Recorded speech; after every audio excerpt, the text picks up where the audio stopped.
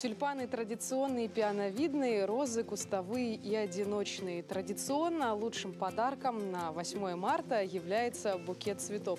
Цены меняются, тренды тоже. Например, в этом году самыми актуальными цветами являются розовый и голубой. Несмотря на возникшие в прошлом году логистические проблемы, основной объем цветов на рынок Якутска продолжает поступать из Голландии. Оттуда фурами доставляют европейские, латиноамериканские и даже африканские цветы. Все поставщики, они такие хитрые люди, они от нас не ушли. Они не захотели остаться без денег. Они с нами работают, только они накручивают очень высокие цены. И эта вот граница, по-моему, еще нам мешает. То, что перевозят этими фурами через голландскую границу.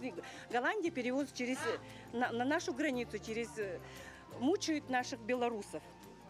Учитывая сложность доставки, цены на букеты по сравнению с прошлым годом изменились не сильно. Так, ориентировочная цена на букет составляет от 1500 до 3000 рублей. Продавцы отмечают, что в наибольшем объеме на витринах представлены розы, хризантемы и тюльпаны. У нас часто приходят клиенты, говорят, цветы хорошо стоят.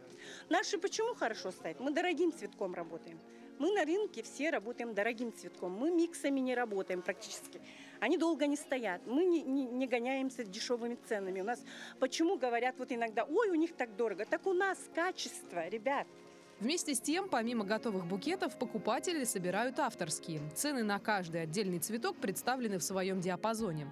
Например, символ весны тюльпан стоит от 150 до 300 рублей. Хризантема обойдется в 500 рублей. Мимоза от 400 рублей до 1000.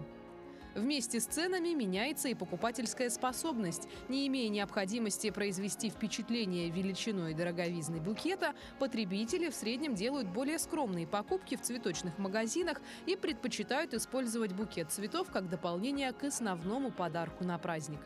Надежда Саханская, Семен Семенов, Якутск.